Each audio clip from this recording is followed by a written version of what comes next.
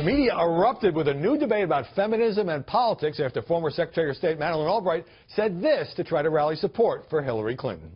There's a special place in hell for women who don't help each other. And feminist icon Gloria Steinem fueling the flames by declaring that young working women working for Sanders, have an ulterior motive. And when you're young, you're thinking, you know, where are the boys? The boys are with Bernie. Where are the boys? All right, Heidi, Madeleine Albright's apologized in a New York Times op-ed, undiplomatic moment. Well, what was it about those words that struck such a nerve, particularly among younger women? Let me just say, I think this whole debate has exposed what is basically a feminism generation gap. And for Madeleine Albright, what I saw, I think I sit actually in terms of my age right in the middle of this gap, so hopefully I can explain both sides. But for Madeleine Albright, I saw an older lady who had this signature line. She was out of the public eye for a while. She was resurrecting it for a few laughs and did not see the media storm hitting her. For younger women seeing this for the first time, they said, this is a reprimand. And this is not only a reprimand, but in terms of the Steinem comments, this is insulting my intelligence.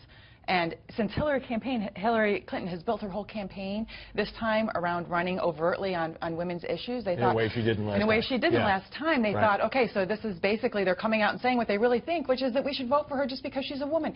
That's not what they were saying, okay? Did you run into Albright? I did run into Albright in a green room, and this is a woman who had really legitimate reasons for coining that phrase, okay? And she has been through the mill.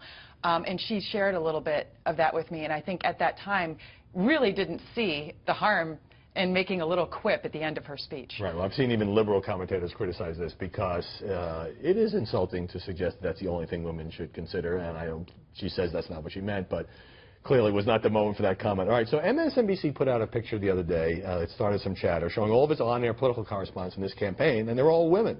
Is it a little different experience for you that we're so far beyond the era of chronicled in the 1970s book Boys on the Bus? You know, I wasn't there for the boys on the bus, but I am here for the girls on the bus, and I was there for the transition period, so to say. And I think it is a different experience, absolutely.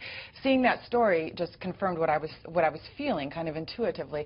And prior to that, they had done, there had been a Politico story of just all the women covering Hillary Clinton's campaign. I juxtaposed that with my days of covering the White House under George W. Bush, where most of the pool, these are the reporters who travel all the time with the president, were all men. And it was a real handicap in my case that I can't get myself interested in sports.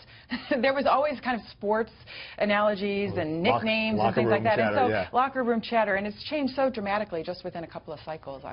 Is it unfair for people to say, oh, look at all these women covering Hillary, are they going to give her some kind of break? You know, that was some of the criticism, and I was kind of shocked to read it, that was underneath the picture of all of us women who were covering Hillary Clinton. And I was shocked because since the beginning of time, it's been an all-male press corps covering male candidates, and no one would ever think to level that kind of criticism. And certainly, I can tell you quite genuinely that it was the first time that occurred to me that we would give her preferential treatment, especially considering the email stories over the summer and how hard she was battered by the press.